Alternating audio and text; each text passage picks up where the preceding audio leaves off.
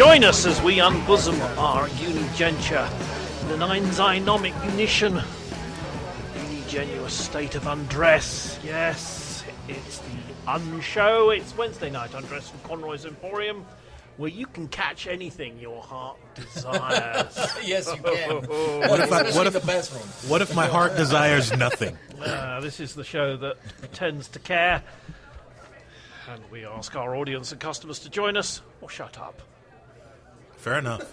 Now, I have to be careful, ladies and gentlemen, because I've got a funny story, and it's a bit blue, and Conroy would hear you laugh, and he doesn't like these sort of stories. Don't worry, we don't laugh at your stories. Nobody laugh, all right? You mustn't laugh, but, a funny that thing is happened. really not hard. No, No honestly, fear. a funny thing happened here in Conroy's bar the other day. A man walked into the bar, and he says to Conroy, he says, "I've got a crocodile on my arm, as you can see." Conroy says, "Get that crocodile out of here." He said, "No, it's all right. It's all right. It's all right." Conroy's not happy, but he lets the crocodile stay. So the man says, "Do you serve Frenchmen here?" Because he was a bit English, and he said, "Do you serve Frenchmen?" And Conroy says, "Yes, of course we serve Frenchmen." That's a silly question. He said, "Well, in that case, I'll have a pint and a Frenchman for the crocodile." Ba-dum-ching. You didn't realize that we could see that one coming from a mile away. Well, I could do all the religious stories. God was talking to Noah the other day. He says, "Noah, I need you to do something for me." Noah says, "What's that, God?" He said, "I need you to build an ark." He said, "I can't build an ark at the moment. I'm building a speedboat." He says, "It's going to look really good in the papers, photographs and everything like that." So, look, we ought to get on with the evening. Wait, I do have to say, for 2 seconds here, I actually prefer the religious. Yeah, it's bad, Jeremy. Okay, I want to ask you a question. Because if we do funny jokes, everybody's going to laugh, aren't they? And then Conroy will know what we're up to. Have broken promises and anger marked a yet-to-be-realised historic change in American politics as the establishment, particularly the Republican establishment, realise that they're not actually in control of their people? What's going to happen next? That's probably a good question. Oh, thank you. I don't think anybody knows what's going to happen next. Well, we are at a stage what that the the history books are going to look back, 50, 150 years' time, and call this, I don't know, they'll give it a name. Like think the only Reaganomics. It'll be Trump. The day the chickens came home to roost. I think they'll just call it the end of the Republican Party. I think that the party is going through some kind... I'm not sure if I want to say death throes, but I want to say for sure that the party has found itself, like Jeremy's question posits, completely out of touch with the populace, with their population. I was just going to say that we, as I was mentioning earlier before we got on this, we have seen the death of political parties throughout United States history. But death is probably the wrong word. What I would like to interpret from what you're saying is that we will see the death of the Republican Party as we know it at this moment in time. But many of the concepts, precepts, and people of the Republican Party will survive and become something else. Yeah. Or in addition there was a big party in England in the 1800s called the Whigs. Mm-hmm. Had them here, too. The Liberals, Can I nothing. get a shot of And, all of a sudden, we've come back with the Conservative Party. There was the Labour Party, which no one had ever heard of, didn't exist, and the Liberals. Liberal Party morphed into the Liberal Democrats in England. Same in France. You guys we allow have morphing? Morphing Power Rangers or something. Mighty Morphing Power. Anyway, so we have... It does happen. Yeah. So why can't it happen here? Exactly, because they don't really die. They use the word you just used. They morph into part of the old, part of the new, and we continue on. Is Trump member of the Whigs, or is he just come over? By the way, you know what? I think it's very obvious that the Republican Party is trying desperately to disassociate with Donald Trump. And I think they're struggling to do it. They anticipated the giant media blitz. They anticipated Fox News turning against Trump to be the end of Trump. It's not happening. It's unprecedented. They're trying everything. They're throwing everything they have at him, and he still survives. Even the kitchen Not sink. even surviving. The kitchen sink. Surviving is the wrong term. He's He flourishing. dominates. He's flourishing. And so it's becoming very obvious that they cannot nominate him because they know he's not going to win in a general election. So what are their options? They're going to try to disassociate with him, promote somebody else, whether it's Mitt Romney, like Jeremy mentioned before the show, whether it's Paul Ryan, whoever But it what's is. interesting is that we're sitting here as a fairly liberal, left-leaning panel True. doing Fairly. it. Doing What what? Evo just said. What are they going to do? Are they going to replace him with Romney? They or will Paul try. Ryan? You see, it hasn't occurred to us yet that, no, this is not what Trump is about. Trump isn't the political establishment. He is a business establishment. Completely different animal. He's a human being, possibly, but he is not part of Debatable. the political... So you can't replace, and this is the critical thing with Romney, you can't replace Trump with a politician. But how about with the some Republicans other haven't reality got it. star? You've got to bring in somebody else. For example, it might have been 10 years ago Colin Powell. Right? You might have had a Colin Powell. No, And he's that- a reasonable human being, too. The only person they're going to accept in place of Trump is a Sarah Palin type. Another reality star. I'm serious. They're not going to take somebody who is seen as reasonable and rooted. It's not going to work. These people are angry. They want somebody who is not going to make any sense. I have the notion that you and Jeremy are talking about two different things. My understanding right now is that you were talking about what the populace wants, and Jeremy's talking about what the party is going to allow. And I think that what the party will allow is going to be something radically different from what the populace wants, and that is an indictment against the party. Oh, yeah. And as we talk about what the party will allow, as Donna was saying just now, parties die. But American politics is not set up for multi-party. So what happens when there's a third party? I don't know. So It'd be Thomas Jefferson's dream because he warned against it from the very beginning that two political parties would not be in America's best interest.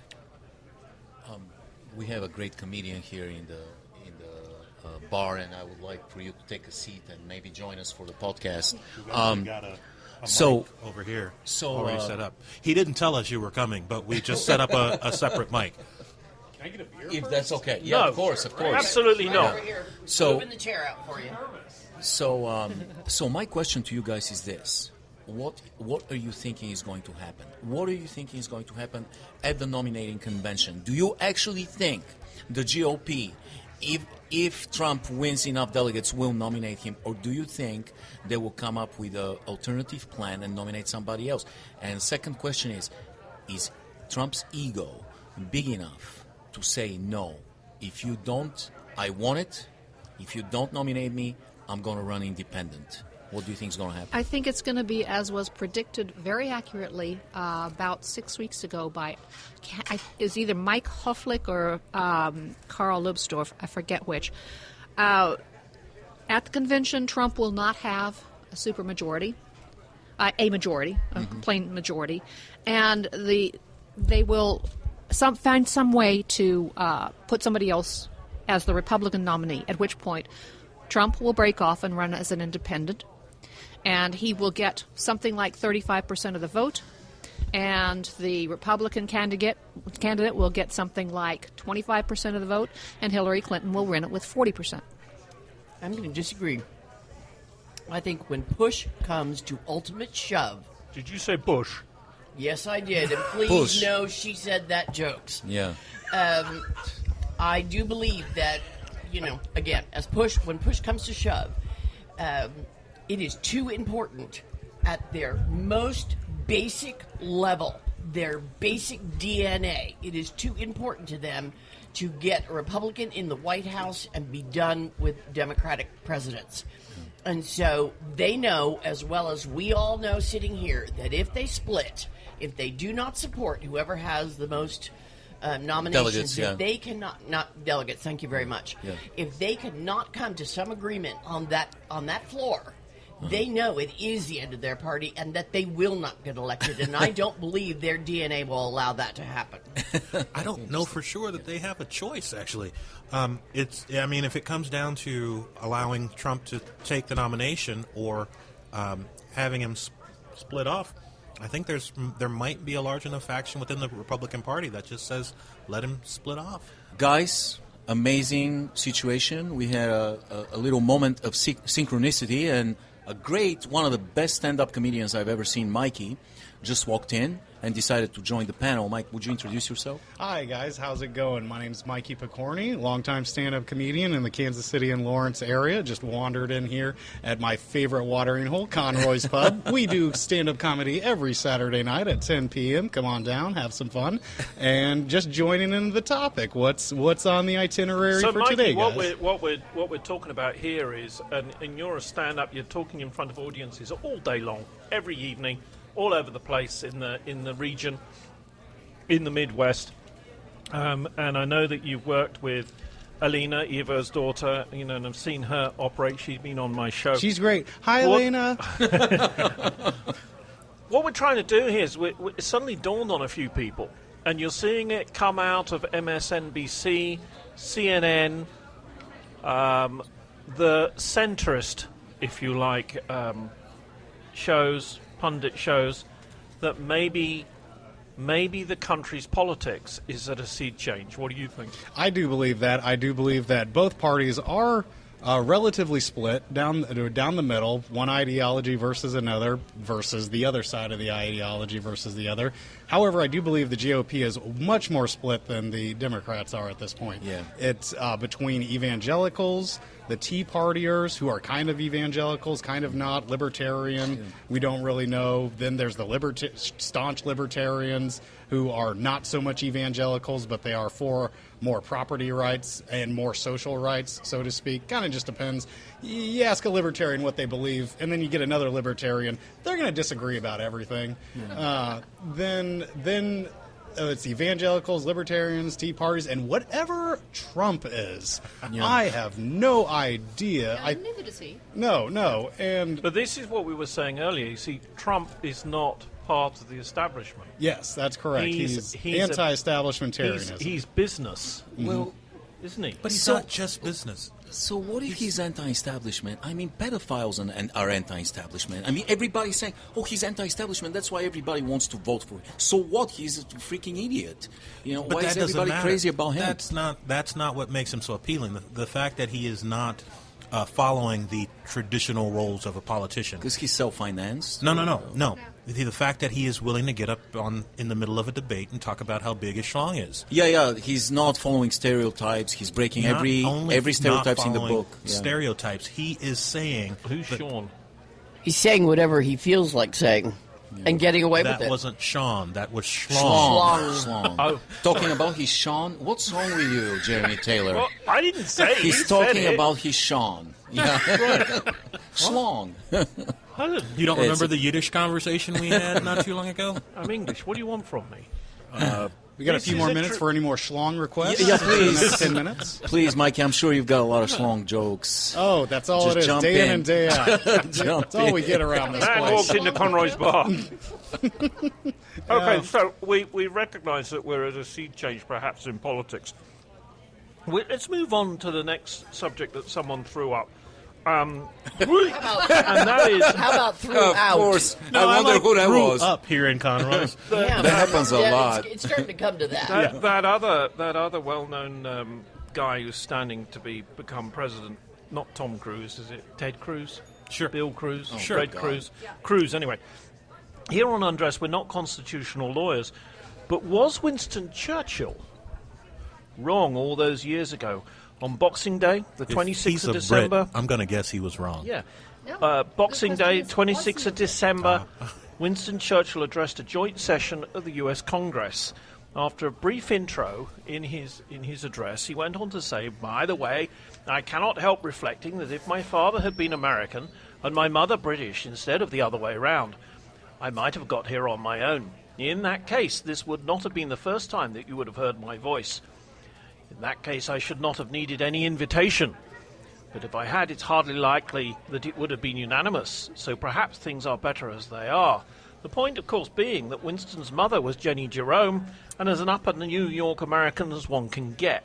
Thus, according to Cruz, America could have had President Winston Churchill. Now, what do you think about that? The mind reels at the possibility. Brit running my country? No goddamn way. Well, if he was a Brit, why is Cruz an American? Exactement, mon brave. I don't even understand that. That was definitely not American. You were just talking. That was Canadian. I think that it's going to be interesting if Cruz ends up getting the nomination, because it's going to be contested on multiple fronts, not the least of which, if the man actually gets the nomination and then is elected, it's going to be the first time the notion of what natural-born citizen means being really tested in a court of law. I had access to a blog that I came across by Paul Abrams, Last Person on Earth Not on Facebook blog. And I would just like to read it out because it is very apposite here. Is it going to take a long time? No, a couple of minutes here. Ask Ted Cruz, do you agree that Barack Obama is a natural-born United States citizen as required by the Constitution? That's the title of his blog. Snappy. Okay, for some reason, no reporter, no debate moderator, no one has asked Ted Cruz whether, in his legal opinion, President Barack Obama is a natural-born U.S. citizen, qualified to be President of the United States. It is an important question, and all the other Republican leaders and candidates should be asked that question as well. Why? For Cruz, if he cannot form an opinion, or says he does not think so, Cruz's entire case for eligibility goes up in smoke. Cruz claims he being born in Canada to a mother who's a United States citizen qualifies him. President Obama's mother was a United States citizen. Even Trump has never disputed that. Her father fought in World War II. If Cruz believes place of birth is irrelevant, just the U.S. citizenship of one's parents, then he must say that Obama is eligible to be president. He must also then say that birtherism, and specifically Donald Trump's, was a fake, phony, useless exercise. He should then be asked why he never stood up to denounce it. But the importance of this question goes way beyond Ted Cruz's ambitions. Republican leaders have been silent on birtherism, providing legitimacy to the racism that infects their party, threatening to destroy it or the United States, depending on the results of the November election. If Republicans believe Cruz is their remaining chance to stop Trump, they have to assert his legitimacy, and thus they must publicly acknowledge Obama's. The irony is thick. One can cut it. For Ted Cruz to be the great white hope to stop Trump, they will have to start by accepting the legitimacy not only of the first black president of the United States, but the first person of color to rule any white majority country in history. Hey, it's a trap, isn't it? It's a neat trap there. No, I don't think so. I don't think it's. I really don't think it's germane at all. It doesn't really matter what the Republican Party says about the legitimacy or non-legitimacy of President Barack Obama. He is the president. Whether or not Cruz or any other member of the party wants to doubt or deny that, there's been no legal challenges to his presidency thus far. Mikey. Well, I'm more interested in the girth certificate from Donald Trump. Does he have one? That's what I want to know. Where's the girth certificate? I am a girther. I am a girther. Yeah. Where is it? There's a lot of girthers nowadays, yeah. Those are some small hands, buddy. I don't trust those small hands. Short fingers. Short fingers, stubby, sausage fingers. Yeah. That look like they just would mangle a harpsichord if you gave them a chance. Yeah, and he still doesn't care. He still wins primaries. He still shows everybody a short middle finger and just doesn't freaking care. But he's been upset about these little fingers of his for years, hasn't he? He has. The term natural-born citizen, now that was a concept I think that they really tossed around in the 1800s, where it was if your father was a American citizen your father goes to Canada and then conceives you, you're considered an American. Those were old philosophies that I don't think apply today. But I do believe that if one of your parents is an American, I thought he was going to say then parent. I think that's perfectly fine to be called an American citizen, even if you're born in another country, because your parent says, "Oh no, I'm American. You're an American." That's fine GOP's with in me. hell. They are in hell. However, it brings a good point. Why the hell would they question Obama's legitimacy as a citizen when their own are just equally questionable? Their own situations are equally questionable.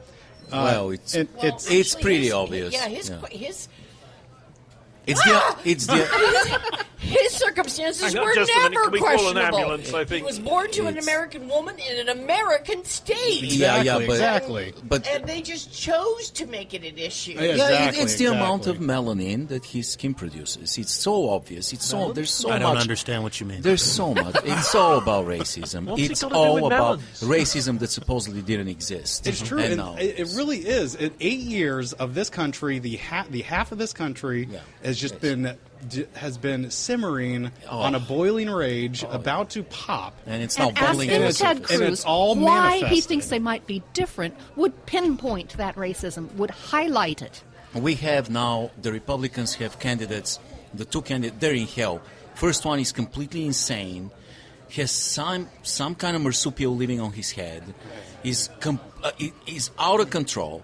The other one, Ted Cruz, freaking looks like a depressed suburban housewife. I swear, I have rarely seen a more disturbing looking individual and it's extremely creepy. Just looking at him creeps me out. Everybody hates him. you were in- Even Republicans hate Cruz. And then you have to listen to his voice. You were in Bulgaria, you see, growing up. I was fortunate enough to be in England, and I watched a lot of the American TV shows, children's TV shows, and we had the Munsters. We got the Munsters a long time after Thank you, but we God. did get the Munsters. And it's Thank very God. clear that Grandpa Munster had a grandson. Okay, where is this going now? What they Talking about Ted He's Cruz. from Transylvania. Oh, He's okay. Cruz is clearly the A Munster. progeny of Yeah? Oh, Butch. Butch was his name when he was a kid, right? yeah, Butch. Butch Munster. Ted Munster. Don't you know who I'm talking about? yeah, I know. I'm trying I to think visualize. probably Butch was the a much actor's more name. interesting question, a much more telling question for policy's sake would be the notion, and I can't think of the exact term, so somebody jump in and save me from myself while I'm talking. But the Well, put term your hands on the table for a start. Put the term for when people come to America and have babies for citizenship. Oh, anchor? The anchor babies. Anchor That babies, was, yeah. what is Ted Cruz's position on anchor babies? For me, that would be a much more interesting philosophical question than whether or not he agrees that Was he Obama born in should be Canada so president. that his parents could run back there if they Well, needed I that's- was to? just going to say, No. if he wants to talk about anchor babies, you now have a place to run to, Cruz. Only in America can a politician be a child of an immigrant and be against immigration. That's very interesting. And I've heard somewhere that actually Latinos are supporting Donald Trump. So why? In Arizona, why are they supporting him? Because they themselves, the ones that already have papers, they don't want any more Latinos coming into the country. It's so selfish. It's about Once you are a ego-centered. have, you don't want to be- You don't want to be. And speaking as Europeans, Yeah. we don't sympathise with them at all, do we, my Bulgarian friend? I wonder what would have happened with Winston Churchill if he was an American. You think he would be driving a cab? He was an You know? American. His mother was an American. Yeah. So if he was in the could've- States, do you think he would be going into? I guess when your name is Winston Churchill, there's a there's like difference. something about like you get named Shaquille O'Neal, you can't man a toll booth. You know. Oh, I bet for sure that there's a Shaquille O'Neal manning a toll booth somewhere. No. So, too. How There about is- he's Winston very Churchill? uncomfortable. I mean, you gotta be going to politics if you're Winston freaking Churchill. My point, actually, in saying this was that Winston Churchill and Roosevelt and people of his generation are as establishment as it's possible to get. Winston Churchill, probably the greatest wartime leader that the world had known in that Why does the Brit keep saying that? Yeah, I know. Okay. Well, we could it's have a really separate discussion. insulting. Okay. So who did you have then? I think I've said it many times. who The didn't equal die. of him would be FDR. And what happened to him? Did he actually He win got- the war? No, the poor old chap I think died. he did. Didn't he? I think he saved your asses. Fight, He sent fight, lots of fight, money over fight, there. fight, fight, fight, fight. Forgave your debts and allowed him to help. That's all Winston Churchill did. So in the end, was help. According to We Russia, gave they won you- the war. We gave you Sure, Hawaii. they have an equal right to say We that. gave you Hawaii in return for some 3 or 4. You gave us Hawaii after your missionaries managed to kill off most of the native population. So Just thank most? you so very much. You're Donna, upsetting I'm Conroy. not getting how you feel about this. Can you kind of Yeah. express yourself? I would a blame little bit Captain Cook, first of all. I'd blame him before we lay blame on the British. And let's another hunt him British down. WCU come here as some comedian from just walking Cook's Tours, right? Still going, a famous British travel agency. Still going. Did you really Google bring them up now. Cook's Tours? I saw the place Wow. where Cook was murdered on that beach. They have a memorial there in Hawaii where Captain Cook got killed, and I was like, all right, so this is what history is now. Okay, I understand that all his treasure is buried right underneath that. So go for it, people. Go It's- find it. It's an American thing who they boast, don't they? All you Americans, or Americans as Evo would call them, go back. Of course, my forefathers were on the SS. What was it called? The Minnow. The ship that came across the Mayflower, right? The SS Mayflower, along with 32 million other people. You know, 3-hour all right, let's tour. move on. For the purpose of tonight's undress, for one, the Tom. purpose of tonight's undress discussion, if none of the 6 presidential candidates, for various reasons, were unable to actually be president, who would the panel members like to choose and why? Live, dead, hero, politician, real or an actor? In my samples, in talking to people over the last few days, Morgan Freeman seems to be right up there. He seems to get the vote every time. He was a president. Followed by Tom Hanks, those two leaders. Yeah, And I Jon would like Stewart. to point out that President Bartlett, Martin Sheen, has already served 2 terms. Oh, Darn. So it can't have. well, can we do a Grover Cleveland kind of thing? You know, non-consecutive terms. Well, maybe, does that work? maybe. No, Jon Stewart. Jon Stewart? Oh, that's Yeah. That'd be a great choice. With Stephen Colbert as vice president. Can you imagine the cabinet meetings? He's too honest. Good people don't make good politicians. No, you have to be a good micro Well- and macro manager. You have to be unemotional. You have to be calculating. You have to be kind of a good businessman. You've just if I didn't have my guy already made up, you would have just laid out all the qualifications. Who's your that guy? makes Who's your guy? Vincent Kennedy McMahon, president and chairman of the WWE. And he already fought Trump. Oh, you know what? No, you're onto something because this guy is an amazing manager. And so is the MMA guy. Oh, Dana White? Oh, my God. Yeah. Yeah. Hey, if you can run a conglomerate like this, you can probably run the country. I would put in Pinocchio because the president's a puppet anyway. and you know when also he you was can lying. tell you can tell when they were lying. Every time. So You can always tell when they're lying. Just You wait should for email them to fan speak. base for Pinocchio. Ooh, and if he grew the donkey ears, great Democrat. Okay. I know. See, So I'm would onto it, something. is Mikey, are you suggesting Shrek then? Or I think Shrek would be a perfect, maybe Secretary of State. He's too sentimental. Yeah, he gets However, in love. for president, Mikey, who would you go for? Oh, the Tyrannosaur from Jurassic Park.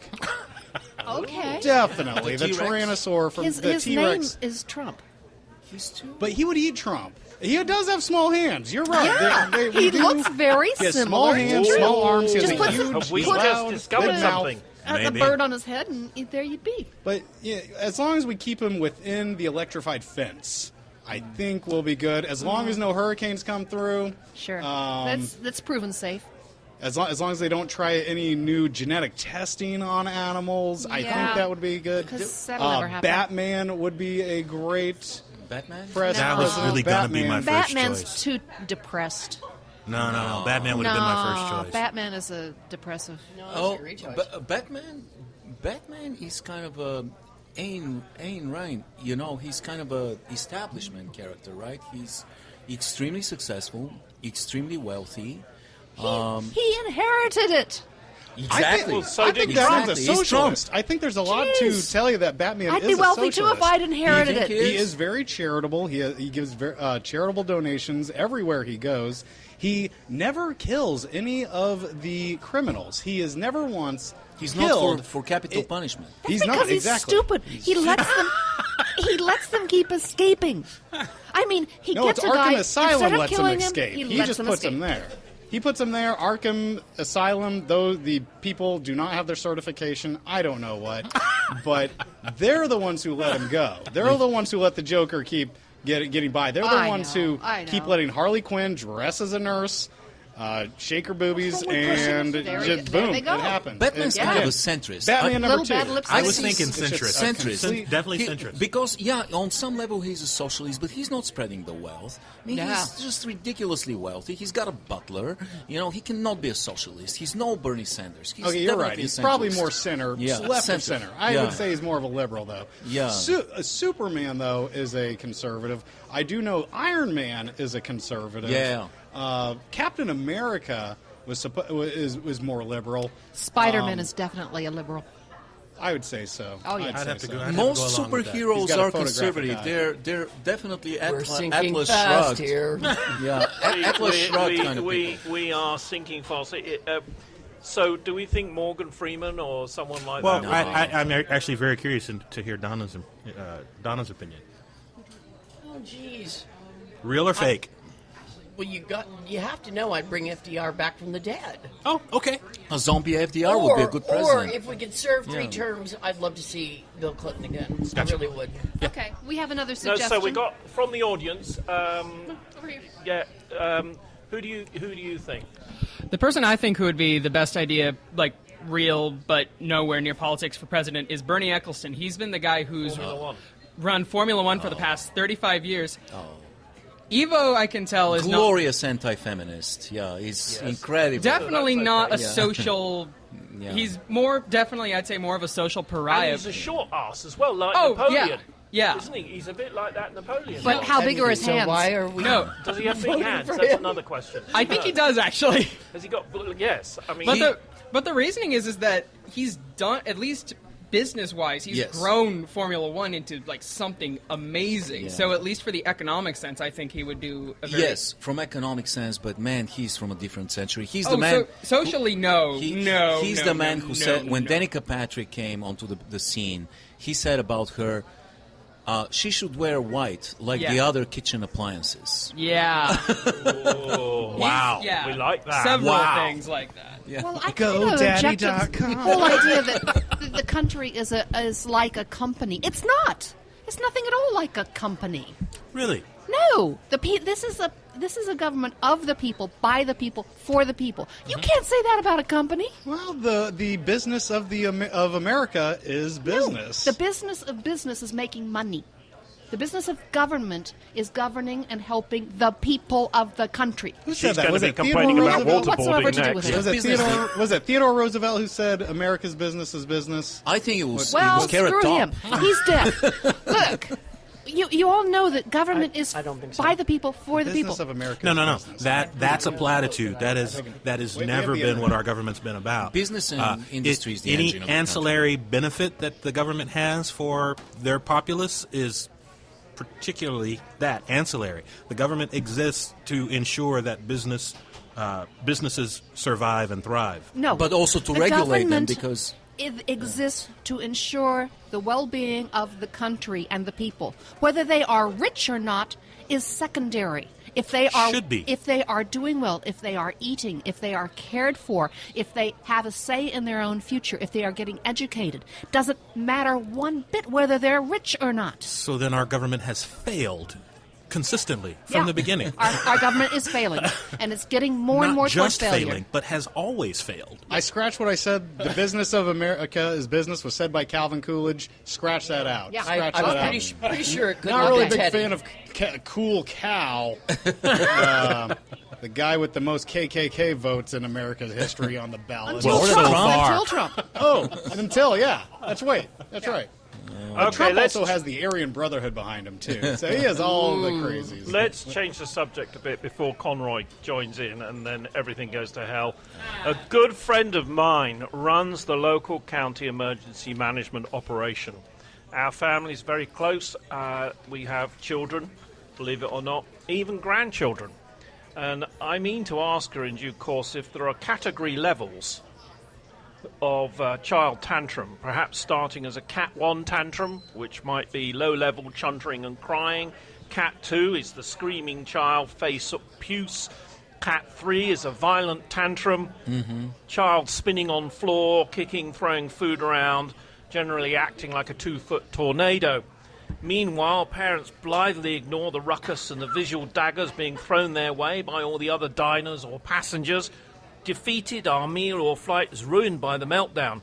My family, for example, know that I refuse now to go to the cinema, or kinema as it should be called, due to being distracted by chip packets, cell phones and chatter from the back row. That's not is true. it the responsibility... We refuse to take you to the theater. Is it a responsibility of a parent if they can't calm their child down to remove the banshee from the orbit of other people?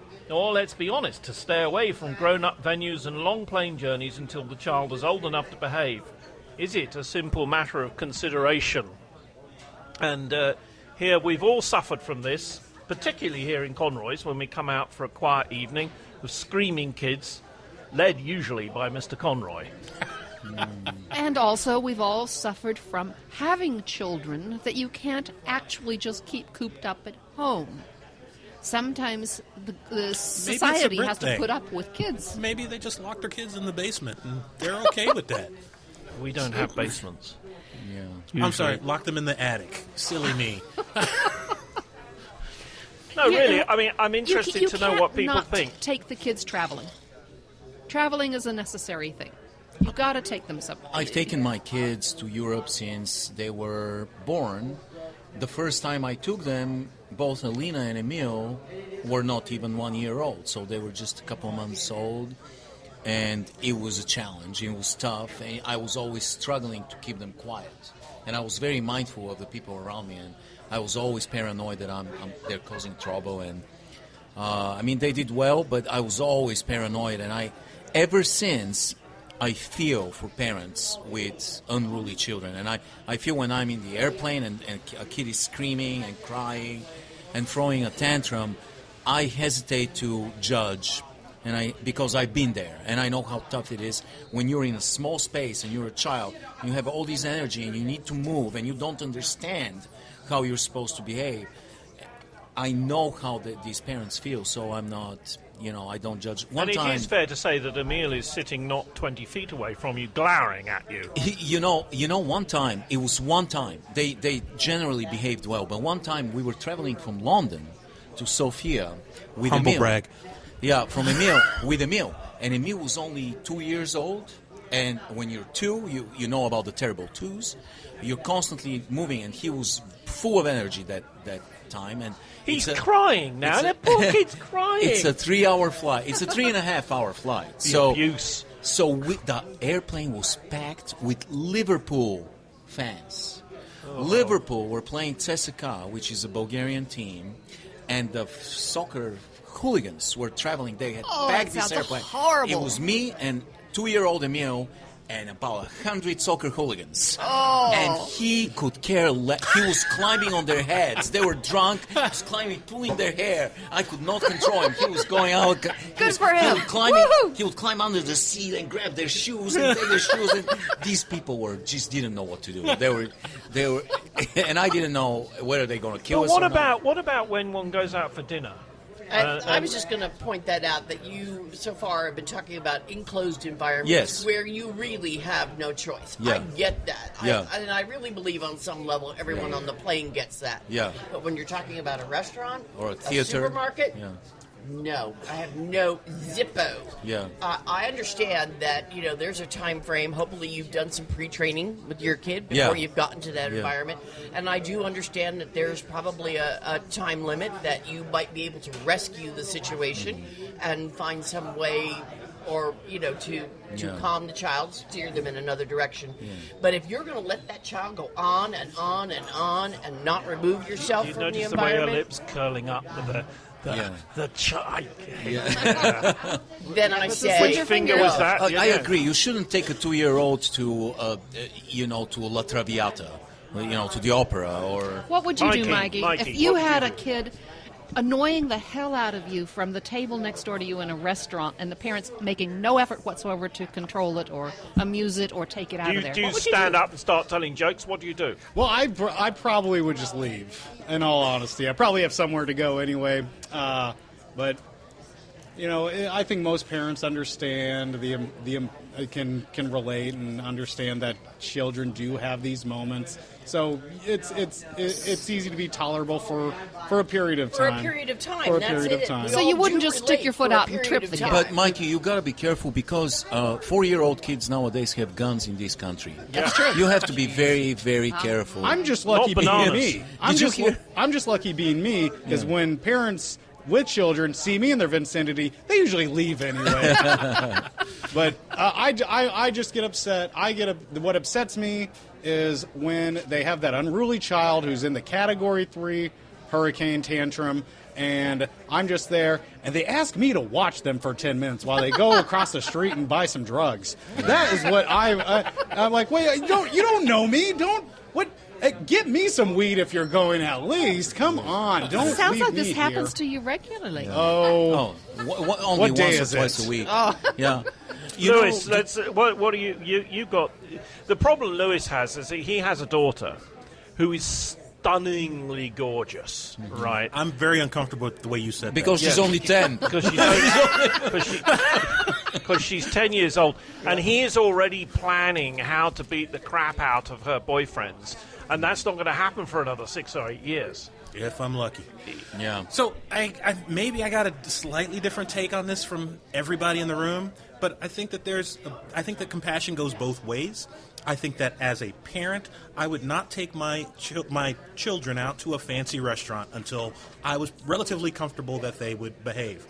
On the other hand, if I took my kids out to a restaurant and they decided not to behave, and I got some asshole next to me saying, take your kids out of here, I'm going to say fuck you. Because Yeah. they're So my you kids. know that they're not behaving, and you're embarrassed, but you're going to still say the guy that If your the children goal- have ruined $100 worth of meal. Fuck Fuck you. $100 worth of meal. It is more important to me that I address the situation, teach my children how to behave, so that this doesn't happen again, than worrying about everybody in the restaurant's $100 meal. And if it ruins it for them, they are welcome to get up and go. And plus, your kids have AR-15s, right? Uzis. Uzis. Yeah. Did you Yeah. hear Again, about I would Yeah, say AR's kinda big. that That's, I mean, you hit some kind points of a that I big was gun. trying to hit. You pre-taught, and you decided that you thought they had reached a moment, and that if they hadn't, you would do some more teaching. I think where we differ is if you were doing all that, and now we're an hour later, and the situation is still going on. Then, yeah, as my compassion would be leaving you at that point. And the minute your compassion leaves me, my compassion leaves you. So my thought before Wow, we move to that the end of sounded this like a evening's lyric pod for a rock song. is this, that a child throwing a tantrum, if President Morgan Freeman was sitting at the table next door, he would turn on his God voice and say, "Be quiet, little one," and the child would just hush up. By the way, we're not paid. We're not sponsored by Waze, the navigation app. But I downloaded it, and it's a navigation app that guides you turn left, turn right, and it uses the voice of Morgan freaking Morgan Freeman. Morgan It's That's so- temporary, of course. They will then be moving on to someone else. Darn, it's fun. On Coming up- the same note, I think it also might have to do with the age of the child too, because I can definitely tolerate a infant screaming for an hour much greater than I can a 7-year-old throwing things around and causing damage and being a brat, because the baby her stomach's upset. You know, you can't fault the parent I for sometimes that, wonder, when you've got a child, that if you turn around, the parents are ignoring you and go, "Will you shut up?" And they look at you. See, for years I've stuck my tongue out at children. I know he's going to get arrested one of these days. He I've really stuck is. my tongue out at children. The way he was talking about my daughter, I'm very, very But disturbed. he was He talking should be. about Donna, actually. Yeah. No, I don't think so. Stunningly gorgeous has not entered my vocabulary recently. My mom, whatever she would do if I was acting up, she would say, "All right, I'm going to leave you."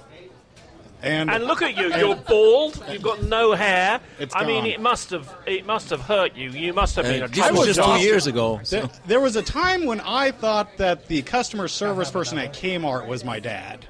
So He was. it was that long. I was stuck in that store in that toy aisle for that long. I started to hate toys at that point. I was so lonely and sad and alone. We're coming to the end of tonight's Undressed, and thank you very much for listening. As always, we need to turn to the serious part of the show. Conroy, will you be quiet? We're trying to get on with it. Conroy, will you He's be ignoring quiet? him. We're trying to record here, and you're sitting here with your trousers undone. It's disgusting. Yeah. Put that away. Dear, Damn, Tom. oh dear. We're Damn. just about to go to the word with Dr. Orlando. Dr. Orlando, the word. Today's word, piacular. So I'm going to give you guys a word. Is that an anagram of something? I'm going to give you guys a word. I'm telling this to Mikey. I'm going to give you guys a word, and then I'm going to give you 3 choices as to what the word might possibly mean. This is my attempt to bring some culture and intelligence to this group. It's not going to Piacular. happen. It's impossible. Piacular. Your options are, number 1, a noun, which is a demonstration of faith by a holy person. Number 2, an adjective, which means pie or wedge-shaped in appearance. And number 3 is an adjective meaning making or requiring atonement. That's a good one. So, talk amongst yourselves. So it's faith, a pie, a or demonstration atonement. of faith, something pie-shaped, or requiring or making. That's like when a lemon meringue is just so awesome. It's just, that's piacular. That's good. Exactly right. Yes. But that covers about three. That covers all of them, doesn't it? It's a demonstration of faith. It's wedge shaped, clearly, and you're requiring atonement for eating the freaking thing. Piacular does not sound like a noun, though. It definitely sounds like an It's adjective. I'm It's, going it's with a the adjective. The atonement, There's pious, 2 Three. adjectives. There's 2 adjectives. needing to be pious. Number 3. I would assume. Pious. No, it's Yes. requiring atonement. Yes, it's Kath faith, likes isn't it? 3. I do too. I Donna think likes 3. I think it's the faith thing. I think, Mikey, But you what going with faith? faith? Although You mean the first one? piacular is really great. Really good pie. Pious is very tempting. Is He's it come a up with a Trumpism, 4th I wonder? That's the definition. Do we first allow thing I that? thought of. So what do we? So the vote? What's the vote? What do we think? Well, so far, number 3 is winning, but I haven't heard what Evo thinks yet. What do you think, Evo? Well, the first instinct was pious. When I heard piacular, I thought about the first one, but I'm going to go with 3. Just for the heck of it, I'll go with 3. I'm going with 2 because I like pie. It's 3. Yeah.